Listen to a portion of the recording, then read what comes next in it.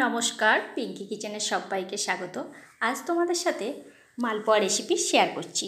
নীলষষ্ঠীর দিনে একটু মালপোয়া বানিয়েছি, বা অন্য কোনো উপবাসেও তোমরা এটা বানাতে পারবে। এখানে আমি 3 কাপ মতো ময়দা নিয়ে নিয়েছি, 1 কাপের থেকে একটু কম সুজি নিয়েছি, এই কাপটার মাপে আমি নিয়েছি।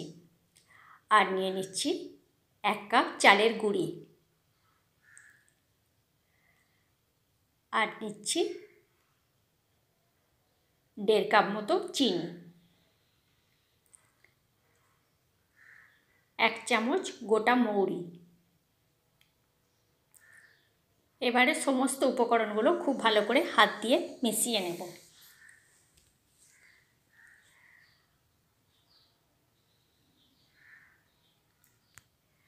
আর নিয়ে নিয়েছি পাকা কলা, আমি এখানে সিঙ্গাপুরি কলা ব্যবহার করেছি।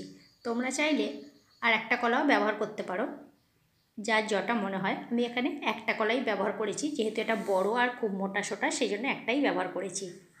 দিয়ে দিলাম এই কাপটা 2 কাপ মতো দুধ। প্রথমে আমি 1 কাপ দুধ দিয়েছি, 1 কাপ দুধটা দিয়ে খুব ভালো করে হাত দিয়ে একটু মাখিয়ে নিলাম। আর 1 কাপ দুধ এখানে আমি অ্যাড করলাম। দুধটা দিলে খেতে খুব সুন্দর হয়। তোমরা চাইলে জল দিয়েও এটা করতে পারো। দুধটা দিয়ে সমস্ত উপকরণ দিয়ে খুব ভালো করে হাত দিয়ে এটা মাখানো হয়ে গেছে। এবার অল্প অল্প জল দিয়ে দিয়ে বাকিটুকু আমি মাখিয়ে নেব।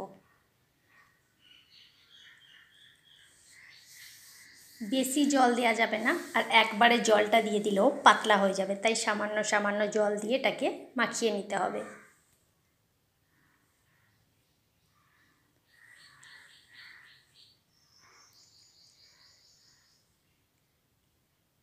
এটা আমার মাখানো হয়ে গেছে, দেখতেই পাচ্ছ। এবারে একটা ঢাকনা দিয়ে এটা 30 মিনিটের জন্য আমি রেখে দিচ্ছি। 30 মিনিট পর আমি আবারও ফিরে আসছি। দেখো, আর একটু পাতলা করতে হবে, খুব ঘন হয়ে আছে, আর চালগুড়ি সুজিতে এটা ফুলে গেছে।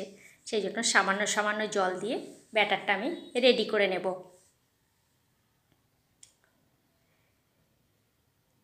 দেখো, এই রকম ধরনের ব্যাটারটা হবে।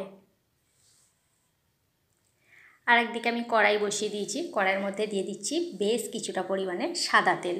তোমরা চাইলে এটা সর্ষের তেলেও করতে পারো। আমার পেজে যদি নতুন বন্ধু হয়ে থেকো, তাহলে আমার চ্যানেলটি সাবস্ক্রাইব করার অনুরোধ রইল, আর পাশে থাকা বেল আইকনটা প্রেস করে দিও। তাহলে কি হবে, সাথে সাথে নোটিফিকেশন তোমাদের কাছে পৌঁছে যাবে, তোমরা ভিডিওটি দেখতে পাবে। আর যেসব বন্ধুরা ফেসবুক পেজ থেকে দেখছো, তারা আমার পেজটি ফলো করে নিও। তেল গরম হয়ে গেছে, এবার ডাবুতে করে এক এক করে দিয়ে দিলাম তেলের মধ্যে। প্রথমে আমি একটা দিয়েছি, দেখো কতটা সুন্দর ফুলে উঠেছে, দেখতে পেয়েছো বন্ধুরা। এবার এটাকে আস্তে করে আমি উল্টে দেব।